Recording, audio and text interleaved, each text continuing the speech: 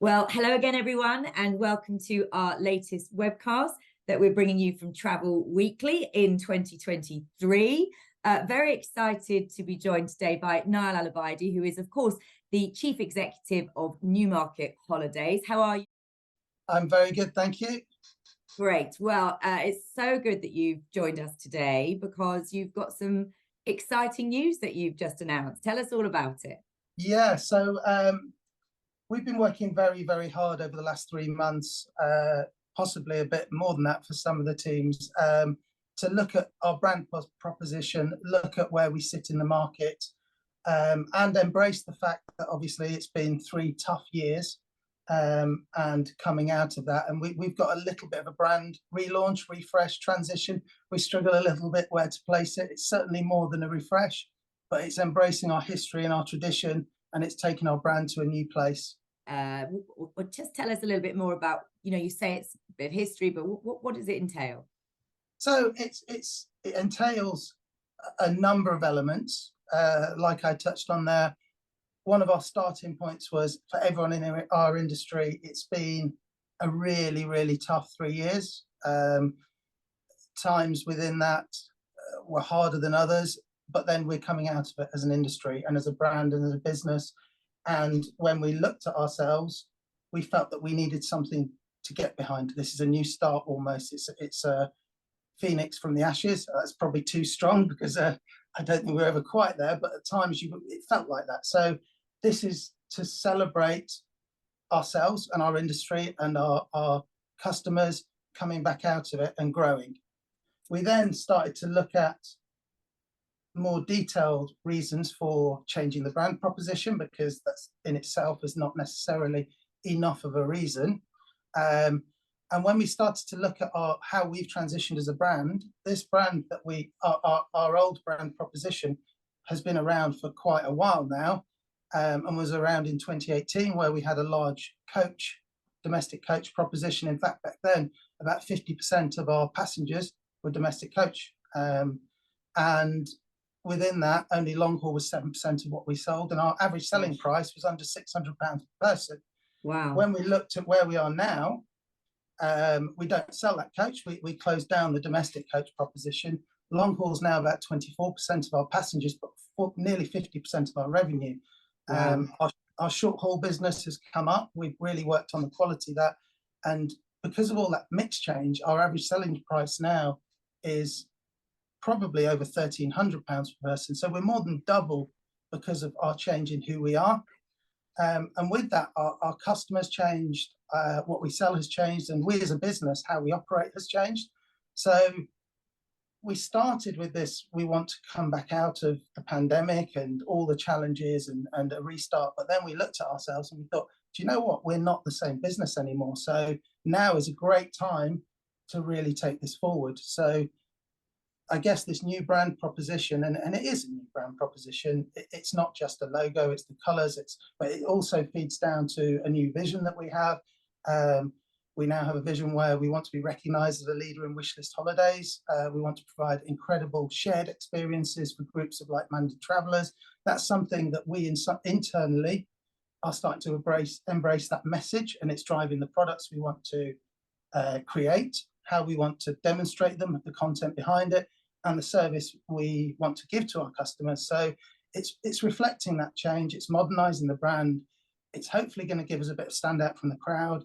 And then a final footnote, which kind of came at the end, it's actually our 40th anniversary next year. So again, what's better time to make this change and get behind that message as well. So we ended up with a lot of great reasons for the change, but it started out as something quite small. Yeah, absolutely. Well, when you explain it like that and how you've changed, as you say, from largely domestic, and of course you go all over the world now, and that's really interesting. So, and you mentioned there at one point that you said your customers have changed. Is that in terms of the demographic, or just that they're more adventurous? What do you mean by how they've changed over the time, and how you're sort of facilitating that change? I think it changes with the products we sell. So certainly our long haul product has a younger demographic than our short haul product. So we're definitely in that 55 plus area with the long haul, whereas the short haul is 60 plus probably. But actually, with some of the long haul products we've brought in recently, some of the South Africa, Kenya safari type products, it's more multi-generational. We've got grandparents with their children, with their grandchildren traveling together. So that average age is coming down all the way. It's obviously more affluent because the cost of the holidays are more. So we haven't lost that original identity. We still have a lot of those customers who've always been with us, particularly in some of our core short haul products that are still driving huge revenue, huge passengers for us. But as we go forward, we can definitely see a change. But I think there's a change in society. I think that the demographic 55 plus is becoming more adventurous. They do want to see more of the world. And it's almost like retirement isn't the end of life anymore. Yeah, it's the start of enjoying it again. You're able to get away. So I guess we're in a good place to really embrace that.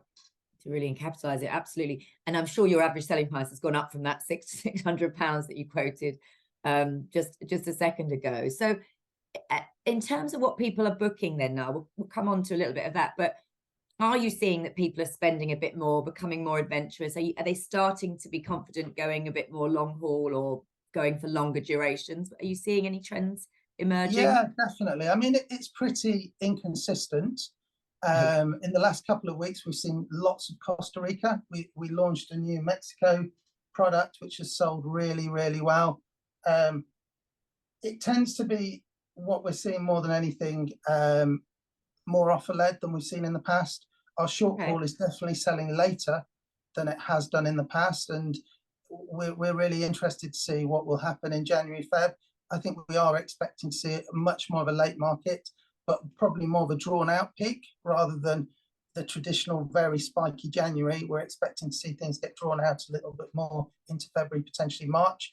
Yeah, I think there's uncertainty in the market with a number of things. I mean, everyone's talked to death, the cost of living crisis. It's a very real thing. People are very nervous, but I think people just don't know what it means right now. And there's an element of keeping the powder dry when it comes to booking holidays. So they're waiting to see what happens to their bills, I guess, and then they're booking later. Yeah, I think that. And that's not to underestimate that for a lot of people, this is going to be a really serious challenge. But there will also be a segment that actually comes out the other side and thinks, you know what, that was not good, but it wasn't as bad as I thought it would be. And we've got to basically support those people. And I think there will be a market there. Yeah, okay. Let's just take you back a little bit, because you launched your biggest ever Black Friday sale, didn't you, back in November, which I guess sort of kicked off this whole booking period. But how did that go for you? Was that was that successful? And what kind of things were, again, was it because you had those offers out? Were people just snapping them up? It was hugely successful. I mean, obviously within these things, you go in with a period of no sales on. And right now we're in a period of very limited tactical activity. We've got some very specific elements here and there. However, as soon as the sale launched, it immediately ignited sales, and we ended the campaign with our second strongest day of the year. Was the last day of the campaign, which was a bit of a surprise to us. We didn't. It was good, but we didn't expect it to be that strong. So I guess I go back to the whole peak conversation. It's given us an element of confidence for that. Yeah. But we've got to be ready to react to the market as well. Yeah. And have you got a peaks campaign or an incentive? What are you doing for January, February, and maybe into March? Yeah, we're launching the campaign between Christmas and New Year.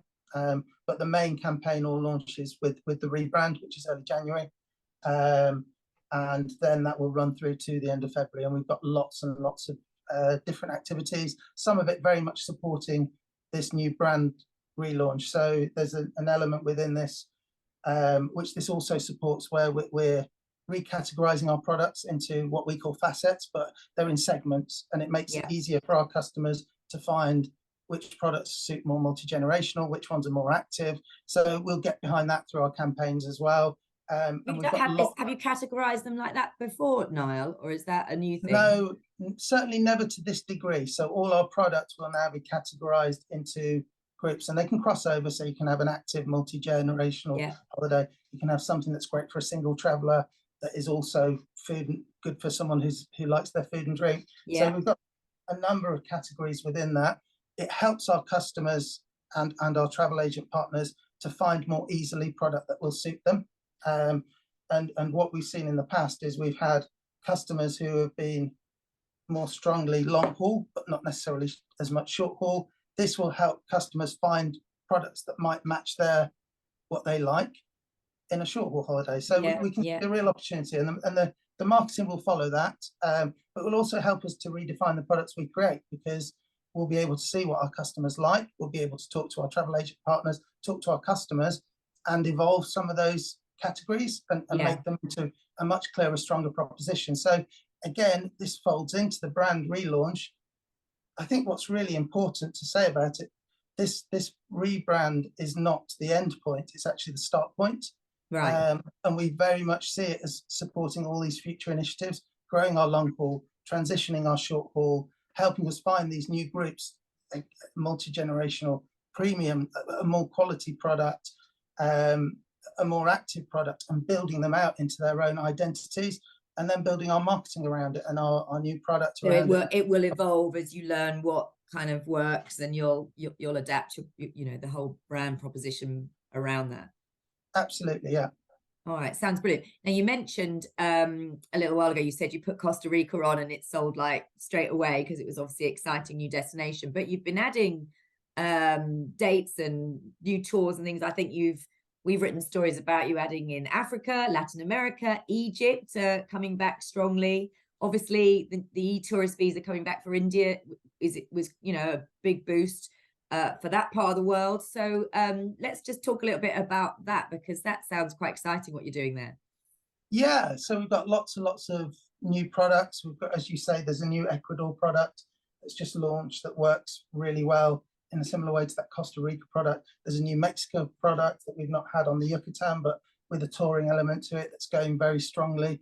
I think what's also come out of the pandemic, we've got a lot of passengers away this year, probably more than some of our competitors. Now, that's created challenges for us operationally, but by doing that, we've been able to see how our suppliers' product has adapted through the pandemic, and being open, some of it's come back brilliantly and others is not quite so strong. So that's driven some changes to itineraries and how we even change our traditional product.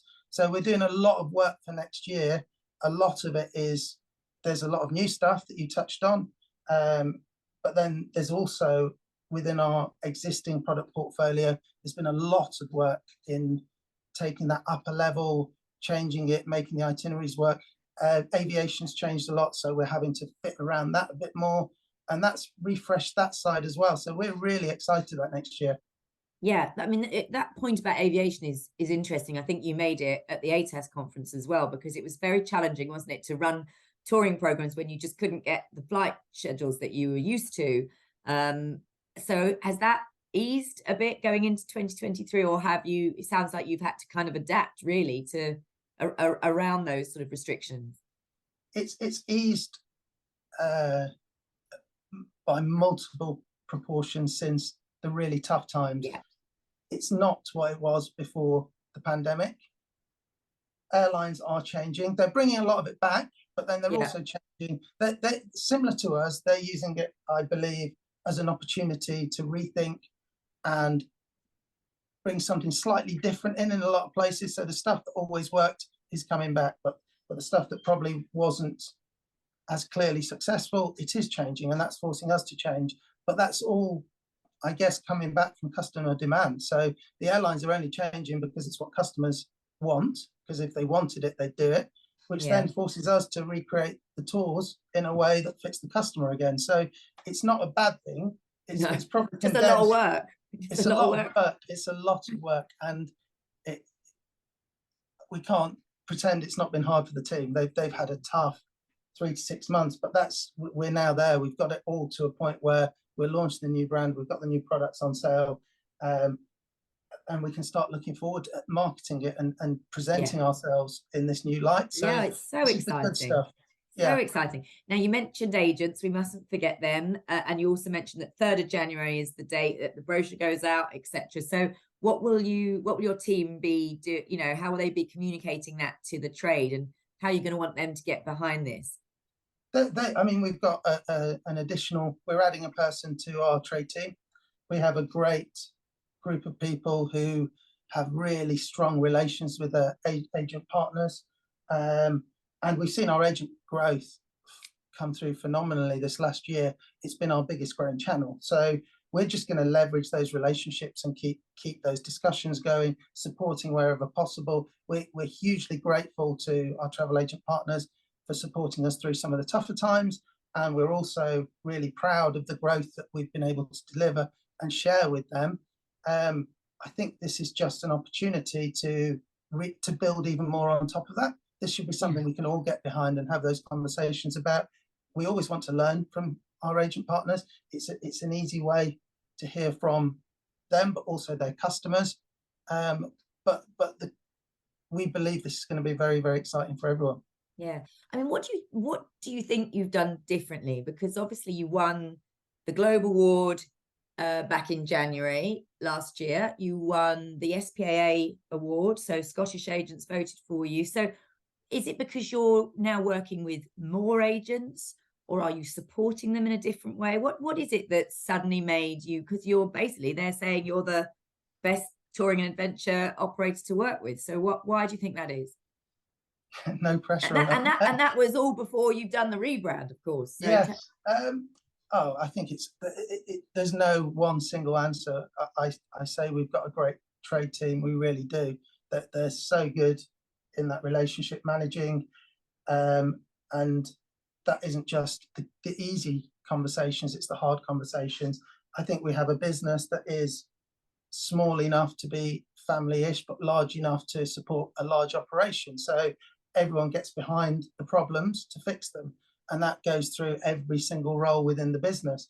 And through the pandemic, the support that we got from our people, and I know it's cliched, I know everyone will say this, but I can only say from my experience and having worked from multiple businesses, I've never seen anything like it. And I think that has enabled us to get more people away when in the tough times, and do the right things for our customers and for the travel agent partners and for their customers in as best way possible. That the pressure on us now is we're coming out of a sort of crisis environment. We've now got to make it into something that's scalable in an operating travel company environment. And again, this comes back to why we're making these changes. It's how do we take it to the next level and keep that growth, that partnership, and those relationships getting even better. We don't want to stop here. We want to get even more growth and enjoyment out of what we do. Yeah. Oh, absolutely. We all need that back, don't we? Absolutely. And of course, Richard Ford has been named the new chair of Tiptoe, which is another important association for you to be part of. Why is that? Associations like that and ATAS, I guess they just get you to reach new agents or solidify some relationships you've got. Why would you say they're so important? I think it's a two-way thing. It demonstrates the credibility and the respect someone like Richard has, and we're all very proud of him for that. It also demonstrates how serious we are as a business about trade and how important it is for our long-term growth. And I think that example perfectly demonstrates how that marries up.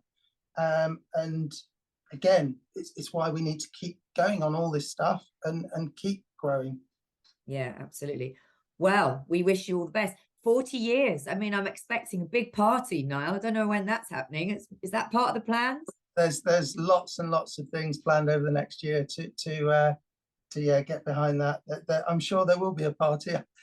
They're planning a lot of stuff behind my back. So I think you've probably had an awful lot on your plate doing all of this work, but it's a brilliant achievement when anybody marks an anniversary. 40 years is fantastic, and particularly coming as it does after 3 very tough years. So let's hope you can really enjoy it, make the most of it. We wish you all the luck with the rebrand. Looks amazing, and I'm sure agents will get behind it, and hopefully your customers will love what you've done as well. So thank you for joining us, Niall. Good luck. Thank you. Cheers.